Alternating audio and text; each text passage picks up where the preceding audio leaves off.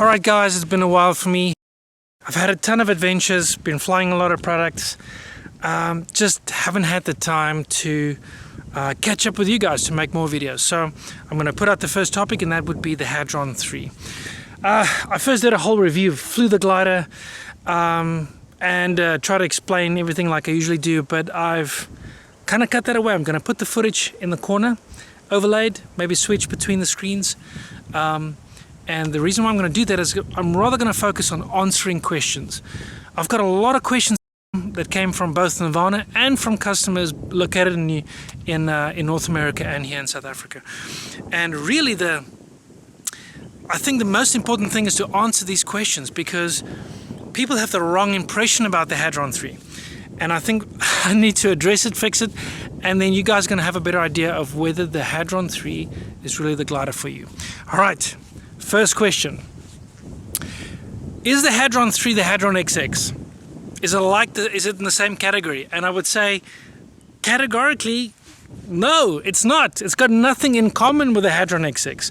I would say the only thing I could take from the Hadron XX that I could spot that was on the Hadron 3 would be those the pipe design. It's kind of like this, the structure inside the glider that gives it more stability, and that's the only thing I could see on the Hadron 3. But other than that, there's absolutely nothing in common between these two gliders. The Hadron XX is a lot like the Warp, and which is a very fast, very agile glider, and the Hadron 3 is really designed to be a cross-country, specialized cross-country glider. So when I recommended the Hadron 3 onto a group, there was this immediate response from people thinking that most people won't be capable of flying the Hadron 3 because they were thinking about the Hadron XX. They were taking their experiences and their impressions of the Hadron XX and transferring it to the Hadron 3. So in hindsight, I think it would have been a better move for Dudek to call it something completely different. Move away from the Hadron name, give it a fresh name, and that would have broken that impression, the wrong impression. Not that the Hadron XX had a wrong impression, but let's face it, it was a very difficult glider to fly. Most people were, there were a lot of fatalities on the Hadron XX even, because it had the flap system combined with the trimmer system, and some pilots just were not meant to fly that. You needed to be at the top of your game. You needed to be an advanced pilot in order to fly that glider well and to be safe on it. All right, so where does the second question I get from people would be, where does the Hadron 3 fit in? Is it as good as the Warp? And the answer again is no. The Hadron 3 and the Drift Air were both designed by Dudek to fit in below the Warp. The Warp is their ultimate glider. They are going to make an upgraded Warp eventually, but right now that is the ultimate glider. That is the glider that everybody wants to fly when they're at the top of their game. The most advanced cross-country pilot that races on the Icarus against other gliders, or the guy that flies pylons that wants the ultimate fast glider. It is a true 75 kilometer an hour glider. It can do at least 75 with the trims open. It can do 86 with 86 kilometers an hour with the speed bar. And so that is the ultimate glider. But with these two gliders, the Drift Air and the Hadron 3 fitting in below, a lot of people made the mistake to think that these two gliders were actually comparable to the Warp. And I think that was a mistake. The Hadron 3 is in a class of its own for cross-country. It's incredibly stable. It will fly incredibly well in rough air, hot temperatures, thermal kind of conditions.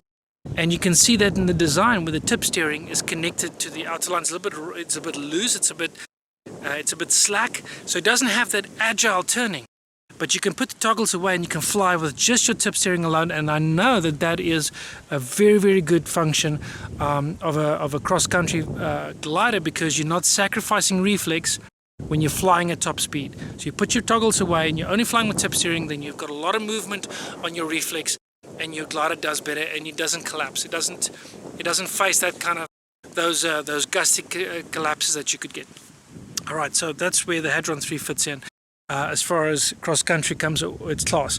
Then the Drift Air is something completely different. It is designed for sport flying, sport pilots. So that's the kind of guy that does the barrel rolls, the deep spirals, the playful kind of flying that you would do around the field. You don't venture more than an hour and a half away from the field for cross-country flying.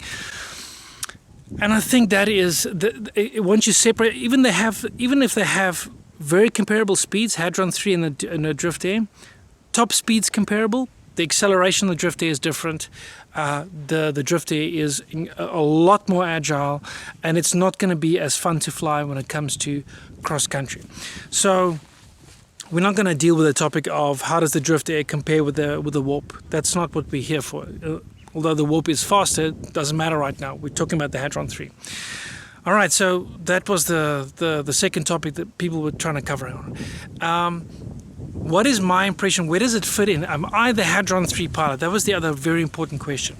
If you're a cross-country pilot that doesn't mind having a bit less speed than the Warp, so meaning that if you're okay with around 60 to 65 kilometer an hour top speed, you could even go just below 70 kilometers an hour with that glider. I'm pretty sure if you fly it at the right weight range, you'll be happy with it. It'll be your pick.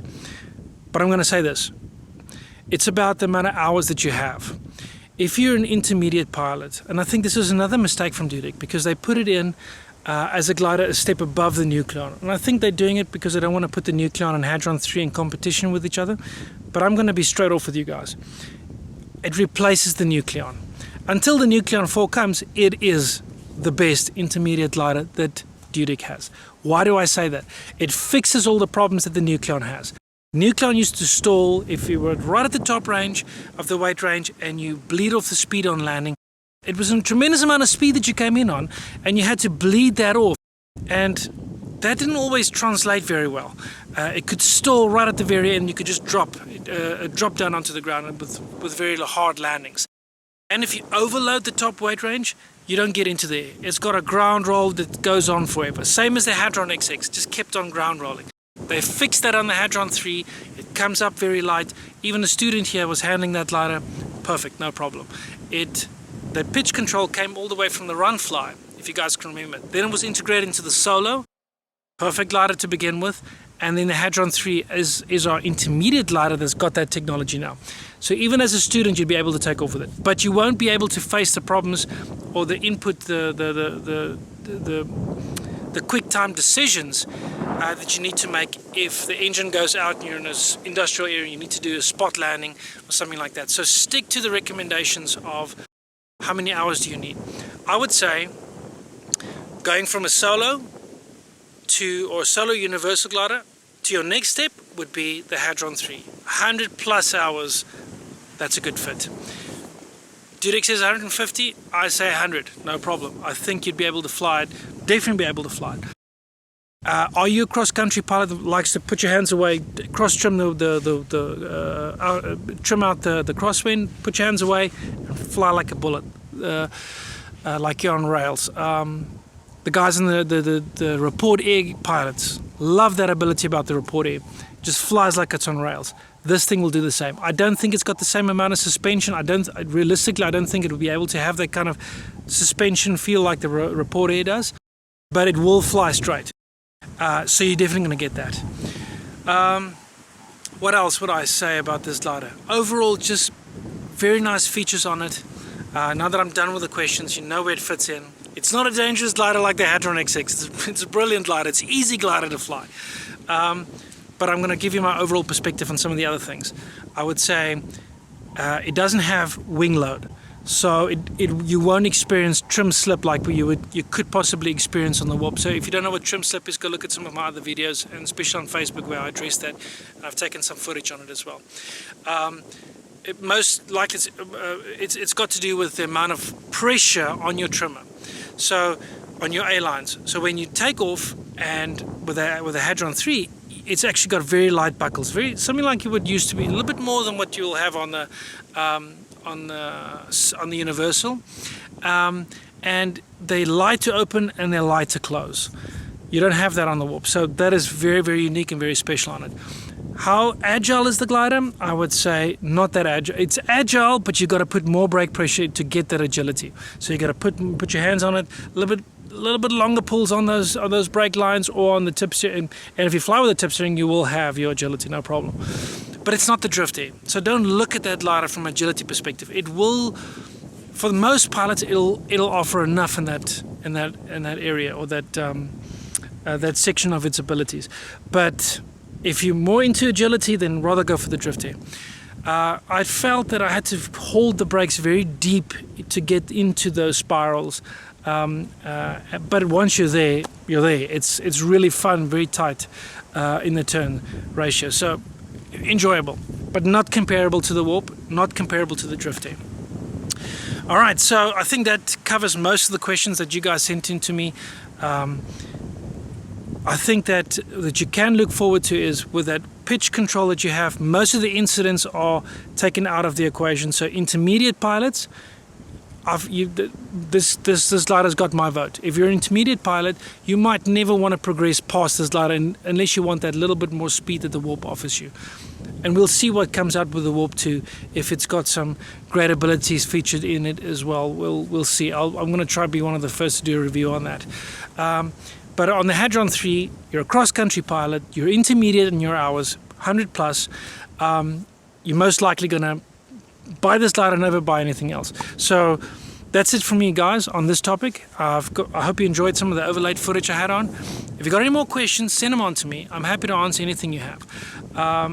From safety perspective, you know, a lot of guys are asking about their weight ranges. What would be their best position? Should they buy a 20 or an 18 or a 22 on the Hadron 3? You can send them on to me. I can calculate this. We've got a great race calculator which puts you in the right position on these gliders, because unfortunately Dudek doesn't do that for you. They just give you your max weight range, and we take that a step further. We calculate. We try and calculate where's the best position for you to buy that glider with your experience level as well. And that affects your approach speed for landing, and also your takeoff speed, and you know, your general use, whether that's going to be for cross-country Icarus style flying where you're carrying baggage pods, or just normal playful cross-country flying. Alright guys, I hope you enjoyed the video. I'll see you on the next one.